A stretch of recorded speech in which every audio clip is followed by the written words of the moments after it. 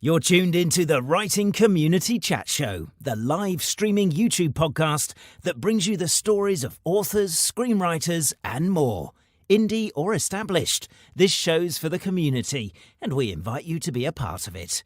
Head to the writingcommunitychatshow.com for more info. The WCCS. Together as one, we get it done. Hello and welcome to the Writing Community Chat Show.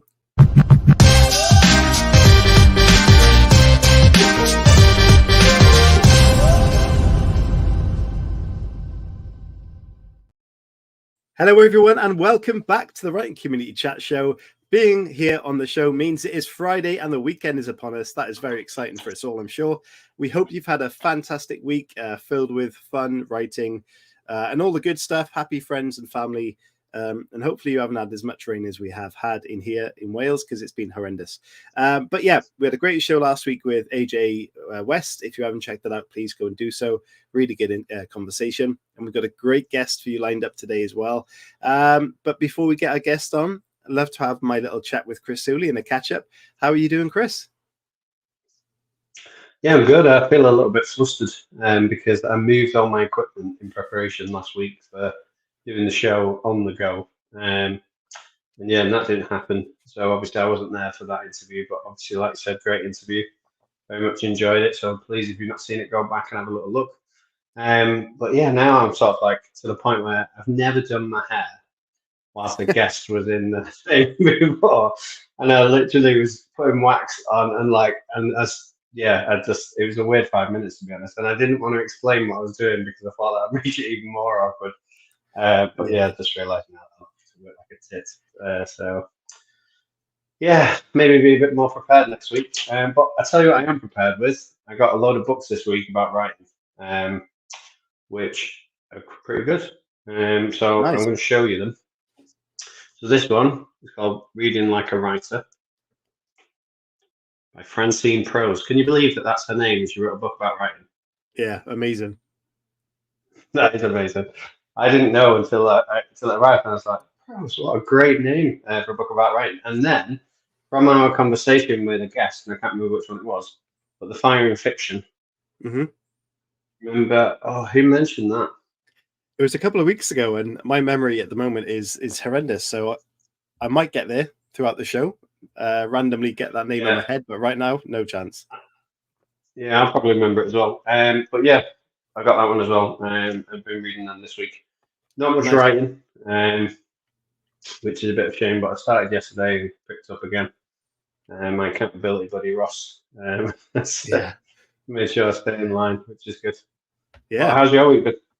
Yeah, it's been busy, very, very busy. In terms of writing, a couple of weeks ago on one of our after shows, me and Halo Scott were challenged to a write-off in some kind of way. And it's historical fiction is something I've not done. So I've really spent a lot of time pre-writing, if that makes sense, which I don't normally do. I normally sit down and pants my way through the story. But this time I've had to go to the drawing board almost and look at the historical facts and try and put all the right kind of characters in place and trying to get the timeline a little bit right and look at that. So I've done a lot of plotting, which I'm not used to. It's been quite an exciting change and a bit of different approach. So I will get into that. I'm very excited to start writing it now. Things are kind of there. And what I've liked about doing that process is I can weave things in and out of what's already established, if that makes sense. So I can throw in the fantasy elements and put in characters that might not have been there historically and a couple of deviant characters, and really work on things I've enjoyed through shows like The Last Kingdom and perhaps Game of Thrones, those sort of shows where that kind of vibe is what I'm going for in the book. So yeah, I'm really looking forward to the challenge and not just the challenge, but I think this book could be really something good. And because it's got historical value to my native country, then I think it's going to be something I could be very proud of once that's finished. So yeah, very excited to have had that challenge. Nice. On the topic of challenges, I wanted to throw another challenge your way. That's why I'm wearing the Chris versus Chris t-shirt. Ooh. So I'm very much aware that we are going to Harrogate in about 3 months. Okay. And I thought, I want to lose a little bit of weight. I don't know about you. I'm not saying you need to. You look perfect and beautiful as you are. But I thought we could do a challenge where we each cook a meal between now and next week's show. That's under 600 calories, and we film it and we put it on the site and we get people to vote whose was the better meal. Yeah. Okay. Beans on toast. Is that any good? Well, if it's under 600 calories, that's fine. A little video. I'll lay off the cheese. Are you up for that? Potentially, yeah. I could. Yeah. Okay. Yeah. Why not? Why not? Just one meal. Just a little video. That's all you need to do, and then we'll get people to vote, and we can see who won Chris versus Chris next week. Okay. And on that note, get on with I'll bring our guest on and have a great chat with our guest. By the way, please leave us some comments. Get involved in the chat if you're watching live. If you are watching it back or listening back, we thank you for doing that as well. It's great to see the engagement and the conversations we've had on YouTube on the comment section there as well. Some people are watching some old videos, leaving comments is really nice to see. There's also, now we're YouTube partners, the super chat function. So if you want your comments boosted to the top and highlighted, you can do it through a super chat, which will help the show out as well. And there's some little stickers and stuff you can get involved with. So yeah, get involved in those as well. Why not? So tonight's show, everybody, we have a great guest for you, a thriller enthusiast. If you're a thriller enthusiast, you will like this. So we're going to be joined by the incredibly talented author Erin Young, whose debut novel, The Fields, has been making waves in the literary world. Inspired by the chilling realities of big agriculture, Erin takes us on a riveting journey through the heart of Iowa, uncovering secrets and suspense at every turn. Erin Young is also the pseudonym of the acclaimed historical novelist Robyn Young, author of 8 internationally best-selling novels. She's been published in 20 languages and 23 countries, selling over 2 million books worldwide. Incredible. So grab your detective hats and get ready for an insightful conversation as we delve into the mind behind the mysteries. Everybody, please welcome the fantastic Erin Young to the show. Hello, Erin. How are you doing? I'm good. How are you? Yeah, we're doing well. Thank you. It's always great to get to the show because it means the working week, as in the usual working week, is done, and most people can relax on the weekend. So it's great. And it also means we get to chat to amazing people like yourself. So we hope you're doing well as well. I am, yes. Although I don't know about you, whether you write at the weekends as well, having just heard that you're writing. But I always forget that it's the weekend if I'm writing something. So yeah, I don't know if writers have weekends, do we? I do, because I'm quite a part-time writer, but real writers probably don't. But yeah, it's not too bad. So just before you came on, we discovered you are in Brighton in the south of England. I am, yes. And as I said, I'm really close to the police station. So, and it's Friday night, so it'll be kicking off in Brighton at some point. So yeah. Well, there's quite a party vibe in Brighton, I'm apparently aware of, and we previously had an amazing beer made for us with our WCCS beer. Which is awesome. Made by Brighton Beer by there. Fantastic. Down a guy called Jack that's down on the coast there. So that was fantastic. That's our tedious link with Brighton. I think they did a fantastic job for us, and they're pretty much all gone. So yeah, thank you to them.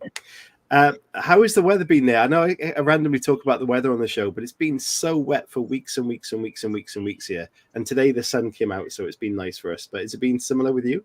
It's exactly the same. Yeah, first time we had sun today, so I managed to get about 20 minutes outside, which was lovely. But yeah, it's so Brighton. I mean, it's been wet, but Brighton always is really windy in the winters. Yeah. Normally by this time I would be out on my bike of a morning or paddleboarding or something like that, and it's been 50-mile-an-hour winds for about 6 months now. So I am just really waiting for the summer to start, if it's ever going to. I don't know if it is going to. I think we all are. It definitely gives you a different kind of energy, and that really helps with productivity and that sort of stuff as well. What's the writing scene like in Brighton? Is there much of a scene there, and do you get involved with, you read as much in that kind of area? Yeah, I think if you just sort of stood on the beach and threw a stone, you'd either hit a seagull or a writer, basically. There's loads of us, and it's a really sort of vibrant, kind of thriving, creative community. I mean, I've been here since I was 19, and I hitchhiked here from Devon, which is where I was doing my A-levels. And I ended up just sort of falling in with a big crowd of really different sort of creative people, and ended up running a music festival for 2 years. I ran a nightclub for a year. That was quite something. Yeah. And then I've been writing ever since. So pretty much everything I've ever done in Brighton has been something creative. Wow. Running a nightclub must have been quite an interesting time. It was. Have you got a favorite nightclub track that you still kind of play now and then? Oh God. Well, it was like a live kind of band space up above a pub. So it was all the sort of, I mean, we had Beth Orton and people like that. So, but kind of often just before they became really big. Yeah. So it was quite, it was a really good club. But yeah, I didn't get a lot of sleep for a year. Amazing. Okay, what we're going to do is we're going to play the first little video, which means it's part 1 of the show, and we will look at your road to writing. So what we're going to find out is where the journey started for you and how you have arrived where you are now writing Original Sins, that is coming out very soon. So the road to writing is coming right up.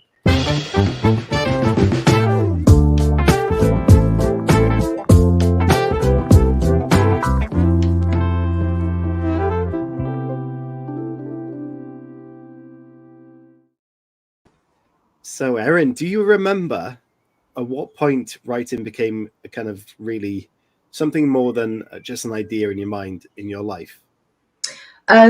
Very young. My dad taught me to read when I was 3. So I was kind of fully invested in books, you know, even before I was at school being taught them. I did try to write my first novel when I was 10. That didn't get very far. But I did start writing poetry, short stories. I had a really good English teacher actually at my, I guess my high school. It was a college in Devon. So I was about 15. And I think because it was the only thing I was any good at school, I think he noticed that and was really helpful at kind of getting me out of my shell a bit and starting to write. So I had my first poem published then when I was 14, and that was in a national anthology. And I just remember seeing my name in print for the first time and thinking, yeah, this is it. This is what I really want to do. I remember I always wanted to be a novelist, but I never really understood how on earth you could. I mean, a poem kind of made sense to me, and it was short, and I could do it, and I understood the form as much as any 14-year-old can. But novels were just kind of beyond me. It was like, how on earth does somebody sit down and create this story that goes on for hundreds of pages? And I remember actually being, I was given an award for poetry, and we had a novelist come along and present it. And I remember going up to him at the end of it, like really nervous, and could you just tell me, how do you write a novel? And he just looked at me and said, you just do. I was really crushed, kind of thinking that there'd be some sort of wisdom that he'd be able to impart that would enable me to do it. But I mean, he's right, you just do. And I just did. When I was in my early 20s, I wrote 2 fantasy novels. They were absolutely dreadful and enormous. The first one was 350,000 words long. Wow. And I wrote it while I was doing a full-time job, and I wrote it in my lunch breaks because I hated my job so much. And it was just a way of me kind of taking myself out of this situation I didn't want to be in. And I don't know, they were terrible novels, but they really got me over that hurdle of, okay, I mean, wow, I can write a novel that's 350,000 words long. I can kind of do anything. Yeah. But I really thought at the end of it that it was just genius and brilliant, and I was absolutely going to be published, of course. Surely that's all you have to do is write the thing. And I sent it off to agents, and then the rejection, I mean, sometimes not even letters, rejection postcards with, you know, dear and a blank space came back saying, yeah, thanks, but no thanks. I've kept them all. And I realized actually that even though maybe I did have, if not some sort of talent, then a desire to do it, and I wanted to do this again, and I wanted to do it better. So I took myself off to do a writing class at Sussex University in the evenings while I was working. And that's where I had the idea for Bretheren, which became my first published novel. But that was the very early days of that. That led into me doing a master's degree in creative writing at Sussex. And that's where I really learnt to hone my skills. And it was kind of a combination of reading a lot and reading a lot more widely than I ever had before, but also critiquing my own work. And that was the thing I never did. I just thought it was amazing. These novels, I never thought you have to actually stop now. And now I've done the 10%. I've got it on paper. It's an idea, but the 90% is the editing. And that is what I haven't done yet. And in this master's degree, particularly, there were 8 of us, and we were all really serious writers, and we wanted to be published in whatever form. And so we weren't afraid of critiquing each other. And by learning to critique somebody else's work, you really learn to critique your own. And that, for me, was probably the most invaluable lesson I learned on that course. And that's also where I met the first agent I ended up with on like an agents and publishers day, where they basically all turn up and tell us that we've probably got no hope of being published. And everyone leaves in tears. But the agent that was assigned to our little group, who was reading our synopsis of our work, and that was for me, Bretheren at the time. And he said, well, I really like this idea. So I grabbed his business card off him at the end of the day and just said, hey, look, if you like my synopsis, could I possibly send you a few chapters? And he said, yeah, absolutely.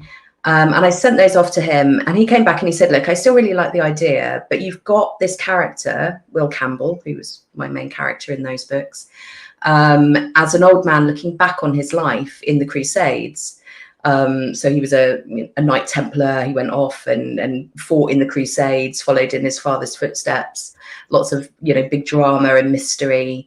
And Rupert, the agent, very rightly said to me, well, you're missing all of the kind of key points of drama and suspense, because he's looking back on his life. He's not actually in the fray. You're not really in it with him. And he was so right. So, and that was because I was writing it in first person as well. So I went back, rewrote that novel in third person. And what that enabled me to do was to tell the story of the Crusades from both the Christian and the Muslim points of view. So suddenly it opened out the book wonderfully, and made it so much deeper and richer and more exciting. And then we worked together for 2 years before he signed me up. And then it took us another 2 years to find a publisher. Wow. But then Bretheren became really successful. But yeah, that was a 7-year process for me. So it's incredible. What I like about that is everybody who is not a published author yet might be in this situation where they're working their day-to-day jobs, which we're doing now, and you've discussed that you were doing at the time.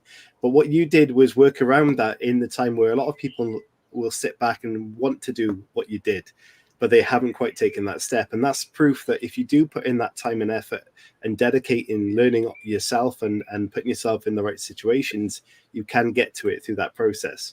And I think that's a good message for a lot of people who might think, oh, they just haven't got the time, where you weren't doing it with a lot of time yourself. No. Yeah. Weirdly, I was more productive with less time. I've got friends, particularly girlfriends, who are novelists, who, when they've had children, suddenly their time has been squeezed to, like an hour before the school run and a lunch break and when the kids have gone to bed. But they find, they're probably exhausted, but I think some of them find that they're just that little bit more productive, because I don't have kids. This is my full-time job and has been for 18 years. But yeah, it is, I'm very motivated, so it's not a problem for me to do it and come to my computer. But I do think that if I had less time, I might be able to get more done, because I think 8 hours to solidly write, I mean, your brain just, I think I'm probably good for about a good 4 solid hours of writing before my brain just starts to fade. I mean, that might just be because I'm old now, but. Yeah. You mentioned that you kept your rejection postcards, which interestingly, postcards, what a weird way to have a rejection. I know. You talk about your motivation. Was that part of keeping the postcards, is so perhaps you can look at them now and then and think, do you know what? I've still got to put the effort in and make sure what I'm doing is the right kind of quality. Yeah, I don't quite know why I kept them rather than just like ripping them up and stamping on them. But I did. They're in. I moved house at the beginning of December, and so they're all in a storage unit somewhere.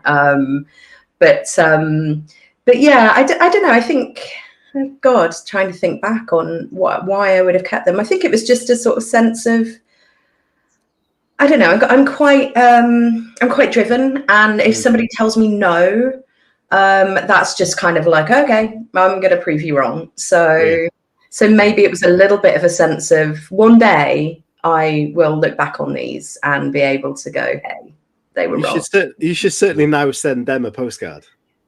Well, it's quite funny. I have over the years in this, because it's quite a small industry once you're in it, and I know a few of the I can't, because it was never really individual agents, it was agencies, but I certainly know some of the editors who've rejected me over the years, and I've been able to go up to them parties and go,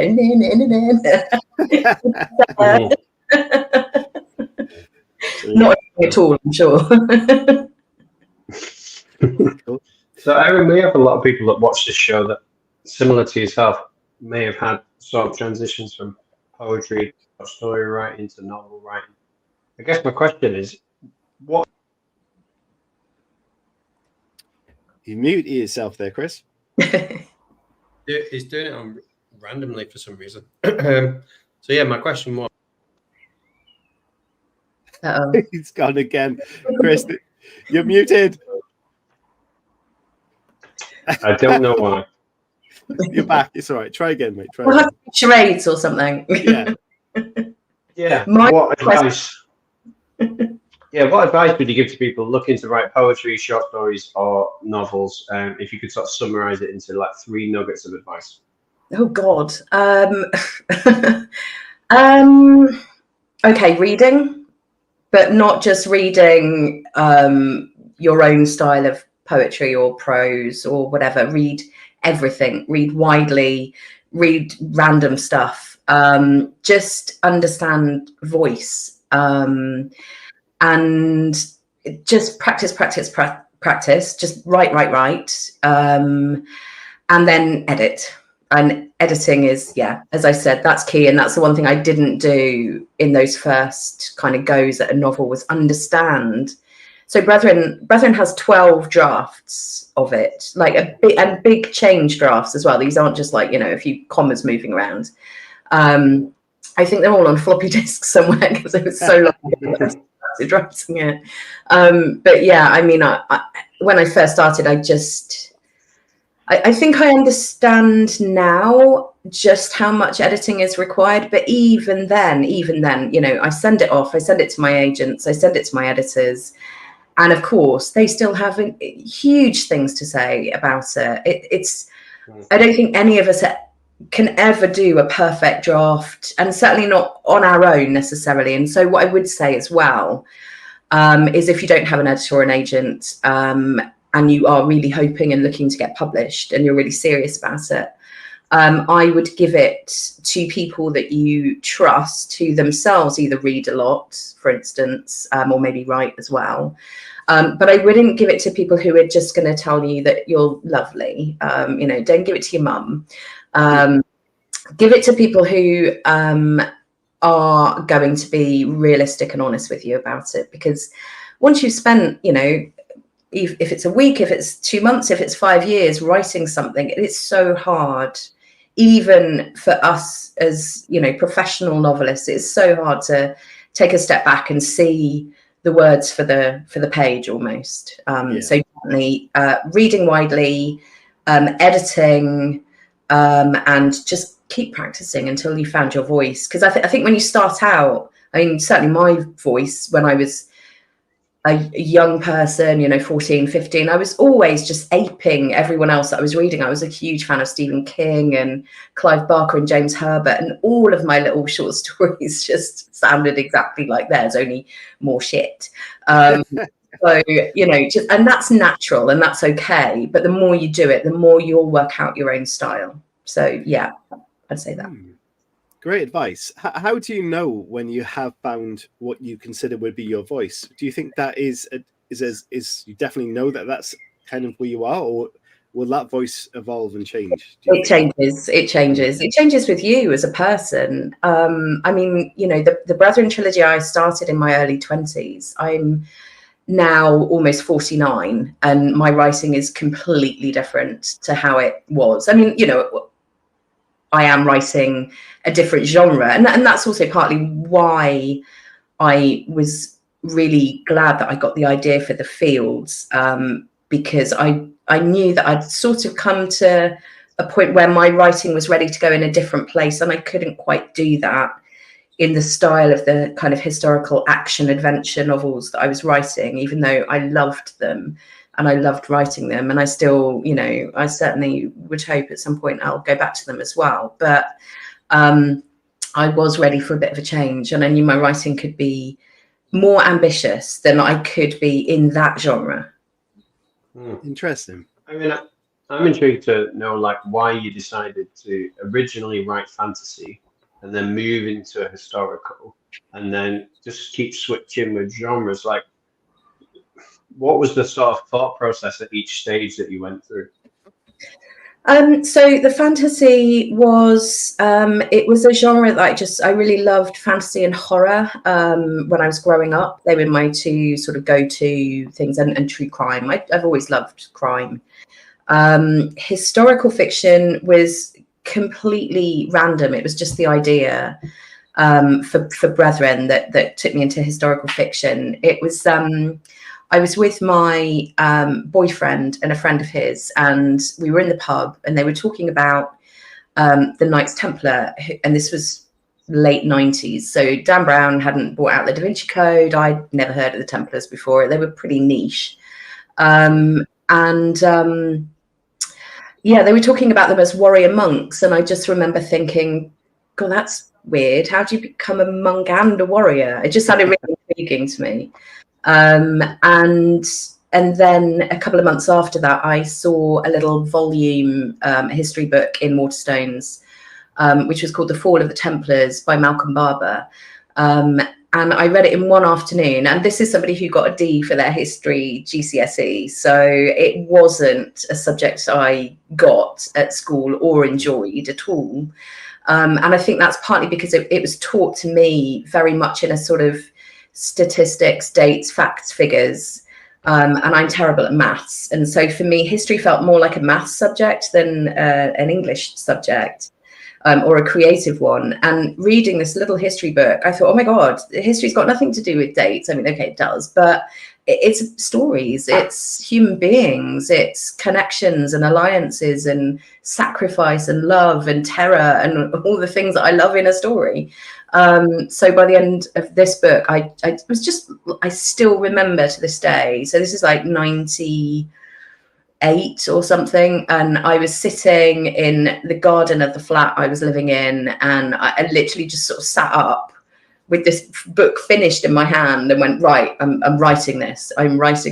And I went to Egypt around that time, and was able to sort of kind of understand a little bit more about the sort of East-West kind of different dynamics, different religions. And that kind of gave me a bit of a like, wow, okay, this is really interesting. I want to understand more about the Crusades and this huge clash of civilizations. And so, yeah, so I started the journey, and it was a long one because I didn't know anything about history.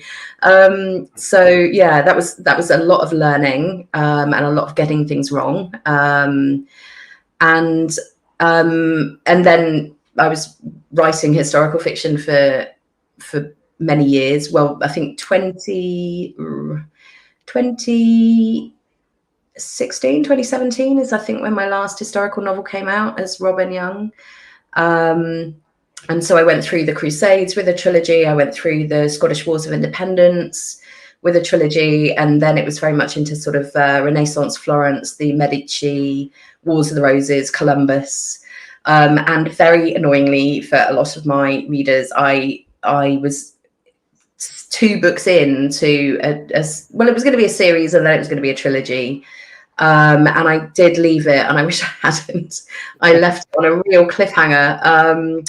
And then I had the idea for the Fields. And it was one of those, again, light bulb moments. I was sitting in bed reading an article in The Guardian, January 2017.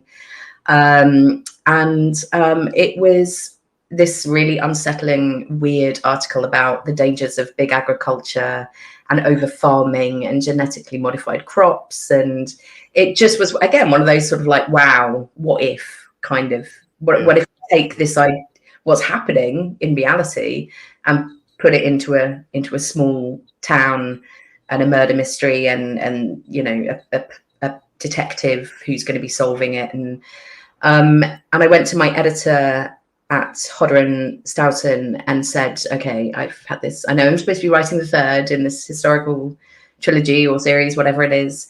But I've had this really crazy idea. And I talked to him about it, and thankfully he was interested.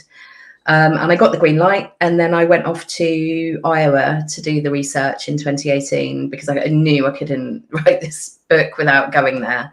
And the reason it's set in Iowa is because the idea for the novel is all around, it was particularly around big agriculture in terms of corn production. So I knew wherever I set it, it had to be somewhere very invested in corn production. I just Googled biggest corn producer in the world is America, and the biggest corn producer in America is Iowa. So that's literally why I set it there.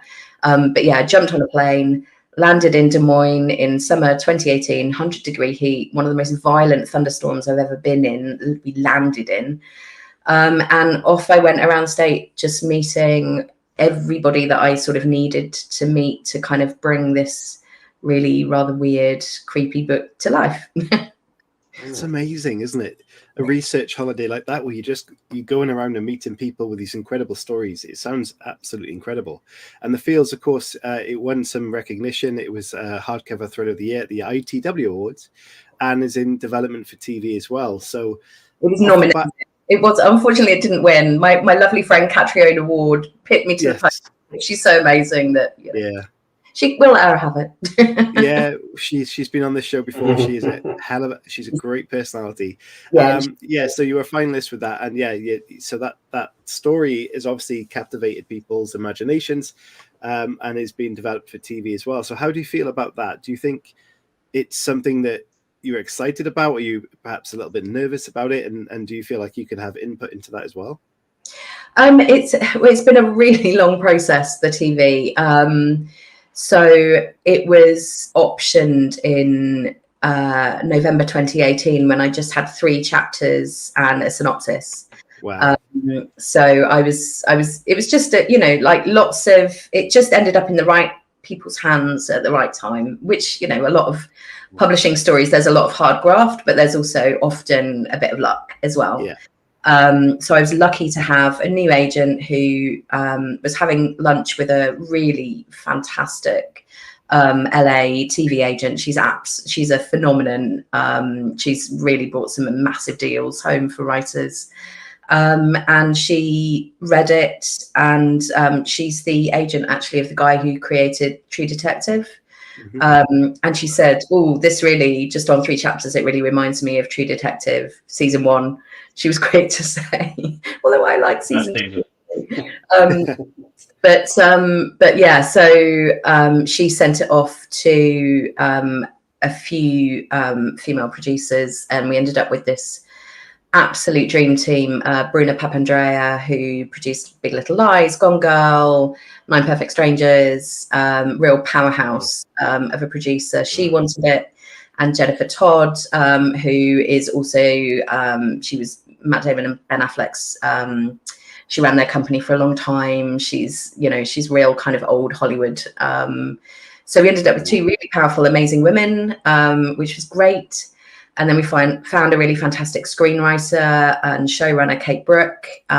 So I've had some, really amazing kind of meetings and discussions. It's been such a joy and so weird to read a pilot script, because I haven't had any input, and I mean, other than sort of sitting, and talking about it, and it's definitely based on my book. It is different, and it has to be, because you've got however many episodes you're going to fill in a TV show. You need to develop characters more in a different way. You need to simplify some things and big up others, and it's its own really specific form as well. And I have worked on a screenplay before, but not professionally, not at that sort of level, and I just wouldn't do it justice if they'd given it to me. It's a very, very different game, screenplays.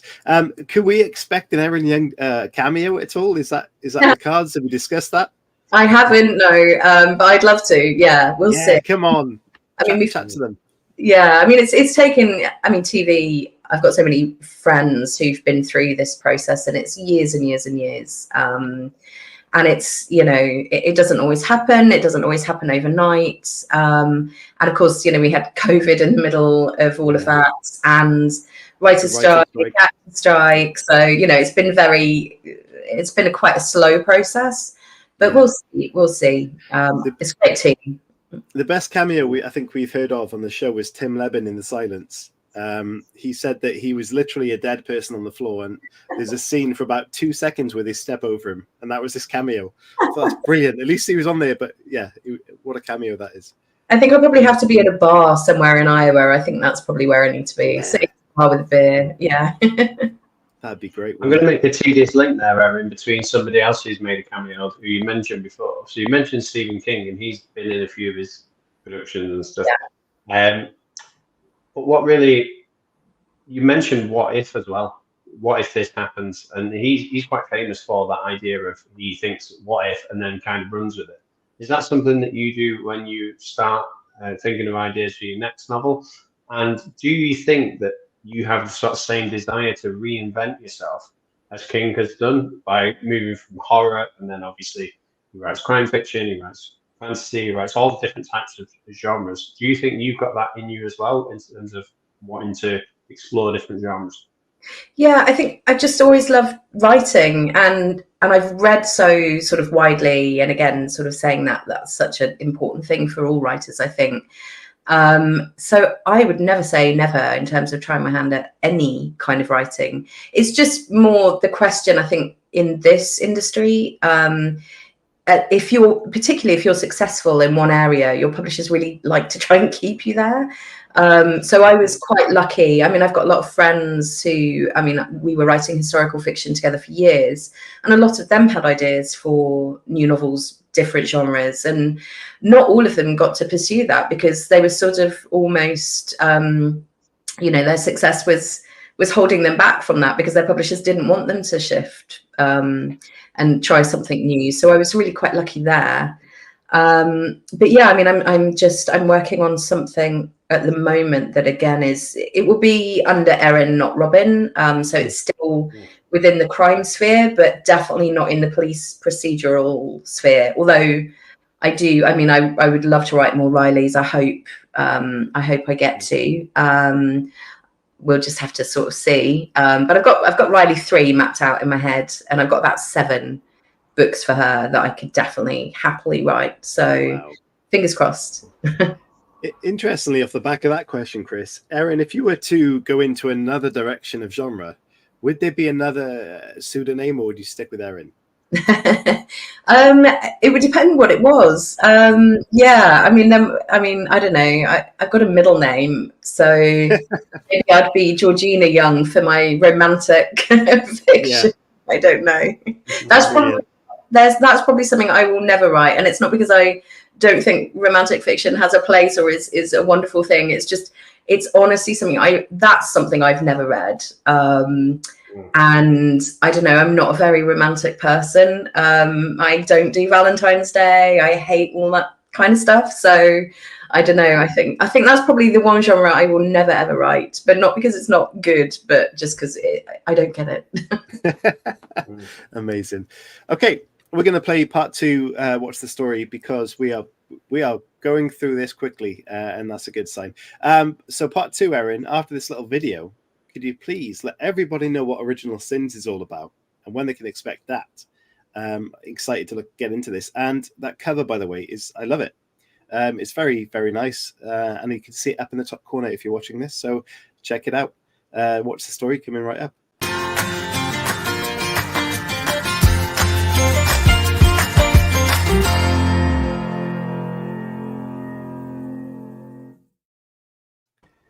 Erin, have you got a pitch for this? Can we hear it? You can, and I will say it's out now. So, Yes. So it's all available. It came out in the States in mid-February, and very lucky to get a really good New York Times review, and it was a pick of the week in the New York Times. And then it came out in the UK. Where are we now? It's been out for about a month in the UK. So yeah. So in terms of what it is, so it is a sequel to The Fields, but you don't have to have read The Fields to read this. I wrote them very much as standalones. It's just that the same main character is running through both of them, and they're both set in Iowa. However, with The Fields, it's very much... so The Fields opens with Riley Fisher, my protagonist. She's just been made the first female detective, really head of investigations at the Black Hawk County Sheriff's Office, which is a real sheriff's office in Black Hawk County in Iowa, which is where I based myself for a bit. And she has just been called to a scene. Like I said, I was out there in the summer. The Fields opens in summer. It's 100 degrees. There's bugs everywhere, corn dust in the air. It's very hot. It's humid. It's oppressive. The corn is about sort of 10 feet tall out there. So if you go into the cornfields, it's like being in a really tight maze. And she's called to the first crime scene, which is the body of a young woman who's been found pretty brutally murdered, and in a bit of a weird kind of way. And Riley has a real shock when she discovers that young woman was somebody who was one of her best friends at school, and somebody from a past that she's really tried to leave behind. It's quite a sort of dark past for Riley.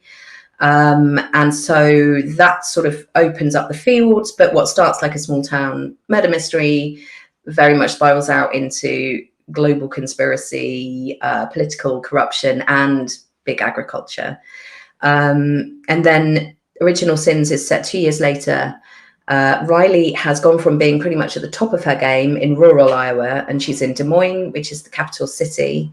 It's winter, which is a very different feeling to Iowa in summer. It can go as cold as 40 below there.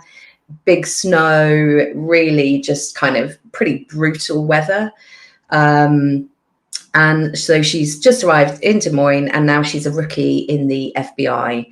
And she's got some colleagues who really just, they're not interested in her being there. They don't want her involved in this very tight little office. So already she feels like an outsider. She's staying in a horrible, cold, little damp apartment. She's left her brother, who is a bit of a difficult character, who she's kind of always looked after, even though he's older than her, and her niece, who's his daughter. And she's kind of like been acting as her niece Maddie's mum for a long time. So she's tried to sort of do this thing of cutting the kind of apron strings for them. But of course, they're still very much there and really either weighing on her mind or, in Maddie's case, showing up unexpectedly at the worst possible moment, of course. And so Riley in Des Moines, in Original Sins, she's just arrived. She's in this position. It's not great, but she really wants to make a go of it in the FBI. So she wants to impress everyone. She's been set to protect the newly elected female governor of Iowa, who's just received a vicious death threat. And at the same time, there's a serial attacker of women who's been named the Sin Eater, and he is stalking women around Des Moines. And he was last active 30 years ago. So there's also a lot of pressure on the police to kind of, well, why haven't you caught this guy? He's reappeared. And is there a connection with the death threats against the governor and the Sin Eater? So, and that's Riley's job in Original Sins. So that's that. Amazing.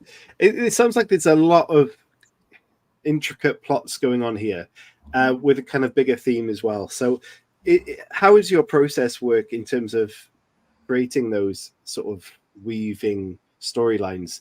Are you a serial plotter?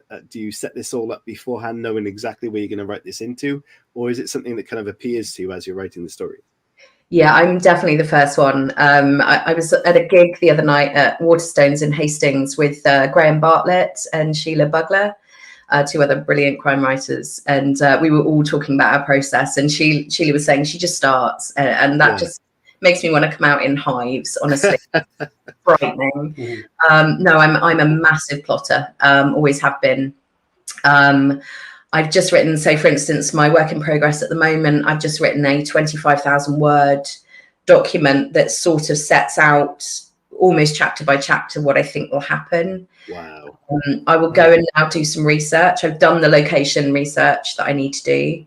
I will now do more research, build a huge file of notes, and then I will put everything down on plot cards. And I will spread them out in a sort of jigsaw on the floor, and then just kind of see it visually and sort of see where the points of revelation or drama, or where it's kind of flagging a bit. I'll be able to visualize that a lot more if I can kind of look down on the plot. And then I start writing. But even when I start writing, I edit and edit and edit and edit. So when I give a draft to my agent, it won't be a final draft, because then my agent will have things to say and my editors will have things to say, but it will be a pretty clean draft when I send it in. It's an incredible process. I tried to do it the other way with the last historical novel I wrote, Court of Walls. And because I've been so jealous all my writing life of writers who just start, because even though there's a comfort in knowing where I'm going and I've got an ending and it all makes sense, and it does change. I allow it to. It's a movable feast kind of thing. So I kind of go with it, but even then I'll be changing the roadmap as I go as well to reflect what the characters are doing that I wasn't expecting. But yeah, there's a bit of you do all that work and then you sort of feel like you've written it, and then you're like, oh no, now we actually have to write it. So there's a little bit of I've always wanted to be that person who just literally opens the document and starts writing, and then we'll see what happens, because that feels really exciting. But I tried that with Court of Walls, and I wrote 40,000 words. And my characters were still in the south of France in a tavern, and they hadn't gone anywhere. And I had no idea what to do with them. So I had to scrap 40,000 words. And, my deadlines at that point were, what, a year. So it was horrifying. I suddenly had to write a really enormous, 160,000 word book in a really short space of time. So yeah, I'm not doing that again, ever. It's finding how your process works, and yours. So yeah, it's great. Chris, you had a question brewing there, I could see. Yeah, my question was more how you create a strong female protagonist, because it may sound a bit naive, the question, but would it be you keep muting at the really key moment. it's not me doing it. I'm sure someone's messing around with me.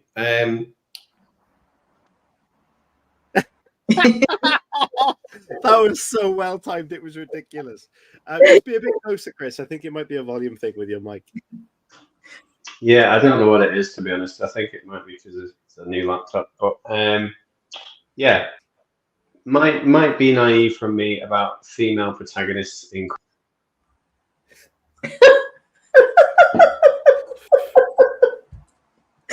It's so weird because you're doing the long introduction, and then just say it quickly now. Go. Go on, you can do it. I think you sit close to it, because I think when you're close, there's that was my question. What was? Do you have any tips for writing a good female protagonist? Okay. Yeah, well done. I don't know.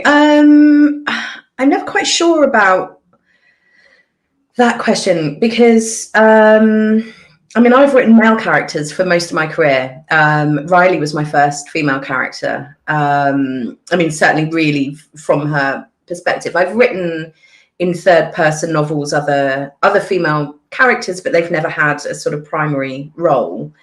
I don't know. I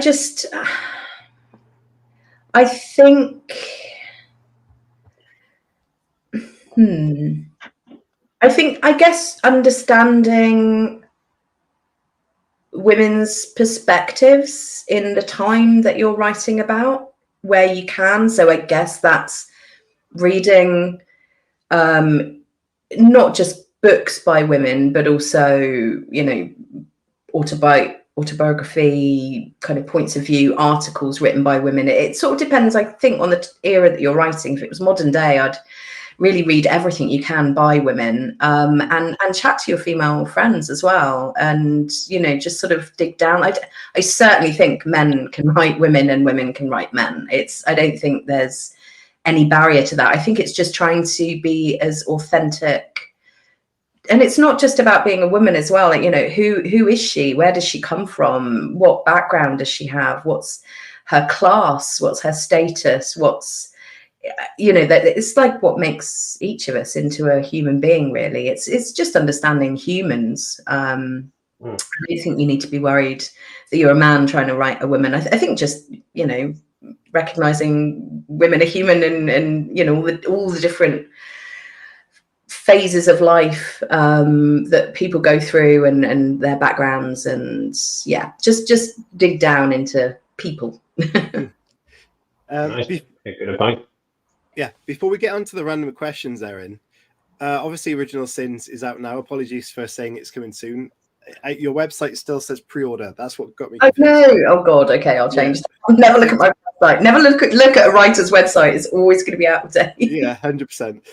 So what can readers expect next from you? It sort of depends on things over the next few months. Certain things I can't talk about, but I'm hoping that I'll be able to get the one that I'm writing now off the ground, which is, like I said, it's a standalone. It's kind of a mystery sort of thing. So still within the crime sphere, but quite different to the Riley books. And then I really hope, that I'll be able to write Riley 3, but that sort of doesn't depend on me. So, yeah, it's... Watch this space. Yeah, there'll be something. Amazing. Okay, all right, part 3. We're pushing time, so let's get this in, because we've got some random questions to ask you, Erin, and we like asking those questions. So part 3 is coming up.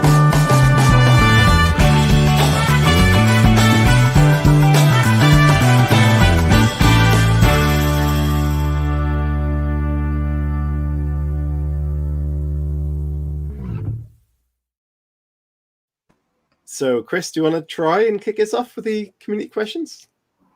Yeah, I'm going to try. I'm going to be really quick as well. So the first question that we have on our staple questions is if you could take... Nope. Do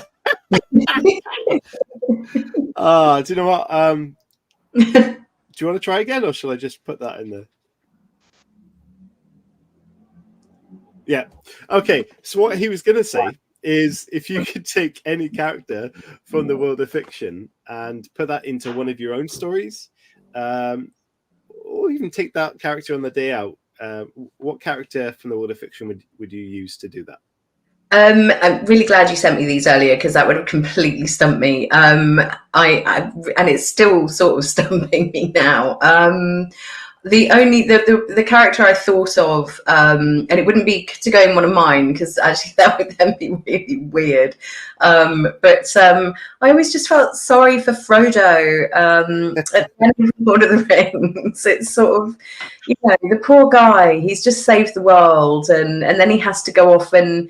Well, we never know. Is it like eternal rest with the elves, or is it a metaphor for death? I don't know. But anyway, I think Frodo should have one last adventure on the way across the Great Sea to the west or wherever he's going. So yeah, I'd maybe write Frodo's last adventure. Yeah, that'd be quite good. Go to a nightclub with live bands. Yeah. Go on, Chris. Have another go. If you could change the end to any novel or TV show or film, which would you change the end to and why? Okay. I would absolutely change the ending of the movie King Arthur back to the ending it should be, which is he does die. Or again, I mean, it's a bit like Lord of the Rings, really, isn't it? He sails off to Avalon, and because if he doesn't die, he can't come back and save us. He can't be the once and future king in that sort of kind of Christ kind of way that Arthur sort of sits slightly within that kind of idea of this mythical figure that will return and save us all. I know somebody who worked on the movie, and they did do it as it should be, which is Arthur dies, and that's that. And then they showed it to a lot of audiences in America, and they all thought it was particularly sad. So the person I know who worked on the film, along with everyone else, had to suddenly get back to the set and redo the movie and have a lovely wedding. So yeah, no, that should not have happened. Isn't it amazing how that happens? I know. Yeah, no, they just need to come away sad. But it's the Arthur legend is so wonderful and powerful because he does die, but then he can come back and save us. It has this kind of hope quality about it as well. It's not sad, it's powerful. Well, they never did that with something like Romeo and Juliet, because if they had done that now and released that to everyone to read about or to review, then they might have changed that, and that would have been a whole different film. Exactly. Or story. But yeah, so it's perhaps that's not always a good thing. Who knows? Like, I'm sure if they'd done that with Titanic, Jack would have stayed on the door. Yeah. I'm just saying. Or he'd have pushed Rose off. And Get off, Rose. Come on. You've had it long enough. Amazing. Okay, where are we, Chris? I completely lost my train of thought. I was going to try and slip this question in. If you could send one book of yours to space, knowing that an alien race might read it, which book would you send and why? Oh God.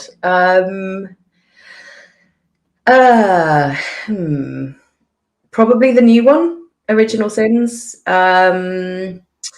because it's quite timely. Crime Monthly called it a timely dark thriller, and it's got a lot of it was a book I wrote during lockdown and during the pandemic, and it explores quite a lot of sort of toxic masculinity and some of the challenges that women in particular were facing during the pandemic. I mean, rates of domestic violence soared during lockdowns. Women felt weirdly less safe. And I think I've been in a few discussions recently about this, and we're in this sort of post-Me Too world, but a lot of women I know, and myself included, feel that it's gotten worse since Me Too for us. So yeah, it feels like maybe that's an important one for the aliens to know about. Maybe they can come down and I don't know, kill all the bad men. Just have to say, not all men. Okay. If you weren't a writer, what do you think you'd be doing now? Well, I can sort of probably tell you, because when I was coming to the end of the process with my previous agent, Rupert, with the second send out for Bretheren, when, you know, we were down to the wire. I think we only had a couple of publishers left who hadn't rejected. And I knew at that point, if Bretheren didn't go, because I was in quite sort of financial difficulty by that point, I had to really get myself out of it and go and get a job. I mean, I was teaching, but the master's degree sort of took me out of that for a bit. I was in the gym and I was watching, half watching something on This Morning or whatever they had on in the gym. And it was about Coast Guards. And I love the sea. I love to swim. Quite like the idea of helping people. And I made this decision while I was there on the cross trainer, like, right, I'm going to be a Coast Guard if Bretheren doesn't go. I'm still going to write in my spare time and in my lunch breaks, but I am going to be a Coast Guard. And that's maybe what I would be now. So yeah, that's probably it. That's a pretty awesome job. Yeah, cool. I like that. You gonna go, Chris? Can you make it? Yeah, I'm going to try to slip one in. If you could collaborate with anyone currently living or dead, who would you collaborate with and why? Oh, well, I did do a collaboration with two writer friends of mine, Imogen Robertson and Alex von Tunzelmann.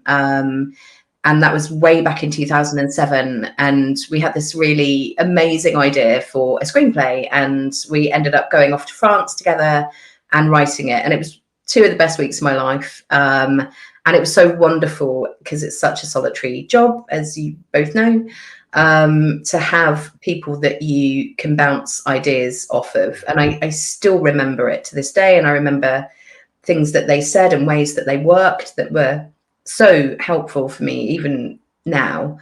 So I'd honestly go back and write something else with them. I mean, we got close, you know, we got some people interested, but essentially it was World War II, and we blow up Stalingrad. So it would have been very expensive to make. And now, one thing I very much know now, which I didn't then, is that if you're going to write a screenplay, don't have, you know, planes and explosions and expect it ever to get made.